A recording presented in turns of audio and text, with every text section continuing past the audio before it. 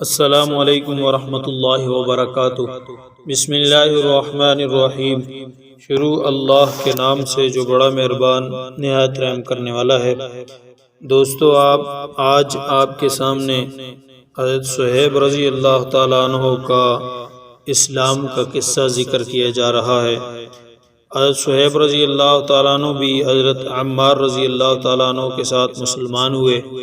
نبی اکرم صلی اللہ علیہ وسلم حضرت ارقم رضی اللہ تعالیٰ عنہ کے مکان پر تشریف فرما تھے کہ یہ دونوں حضرات علیحدہ علیحدہ حاضر خدمت ہوئے اور مکان کے دروازے پر دونوں اتفاقیہ اکٹھے ہو گئے۔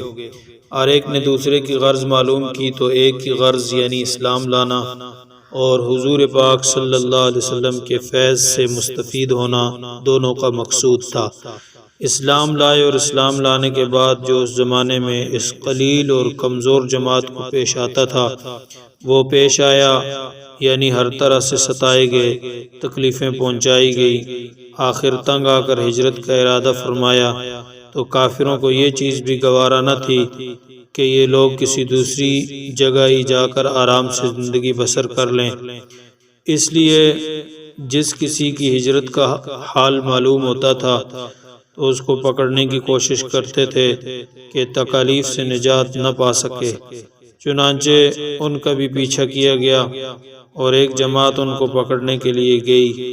انہوں نے اپنا ترکش سنبھالا جس میں تیر تھے اور ان لوگوں سے کہا کہ دیکھو، تمہیں معلوم ہے میں تم سب سے زیادہ تیر انداز ہوں، اتنے ایک بھی تیر میرے پاس باقی رہے گا تم لوگ مجھ تک نہیں آ سکو گے، اور جب ایک بھی تیر نہ رہے گا تو میں اپنی تلوار سے مقابلہ کروں گا، یہاں تک کہ تلوار بھی میرے ہاتھ میں نہ رہے۔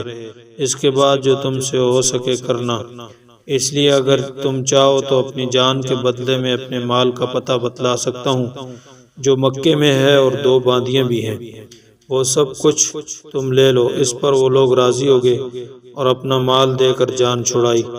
اسی بارے میں آیت پاک وَمِنَ النَّاسِ مَن يَشْرِي نَفْسَهُ ابْتِغَاءَ مَرْضَاتِ اللَّهِ وَاللَّهُ رَءُوفٌ بِالْعِبَادِ نازل ہوئی۔ ترجمہ: بعض لوگ ایسے ہیں جو اللہ کی رضا کے واسطے اپنی جان کو خرید لیتے ہیں اور اللہ تعالیٰ اپنے بندوں پر مہربان ہے۔ حضور صلی اللہ علیہ وسلم اس وقت قباء میں تشریف فرما تھے۔ صورت دیکھ کر ارشاد فرمایا کہ نفع کی تجارت کی۔ صہیب رضی اللہ تعالیٰ عنہ کہتے ہیں کہ حضور صلی اللہ علیہ وسلم اس وقت کھجور نوش فرما رہے تھے اور میری آنکھ دکھ رہی تھی، میں بھی ساتھ کھانے لگا۔ حضور صلی اللہ علیہ وسلم نے فرمایا آنکھ تو دکھ رہی ہے اور کھجوریں کھاتے ہو۔ میں نے عرض کیا کہ حضور صلی اللہ علیہ وسلم اس آنکھ کی طرف سے کھاتا ہوں جو تندرست ہے۔ حضور صلی اللہ علیہ وسلم یہ جواب سن کر ہنس پڑے۔ حضرت صہیب رضی اللہ تعالیٰ عنہ بڑے ہی خرچ کرنے والے تھے، حتیٰ کہ حضرت عمر رضی اللہ تعالیٰ عنہ نے ان سے فرمایا کہ تم فضول خرچی کرتے ہو۔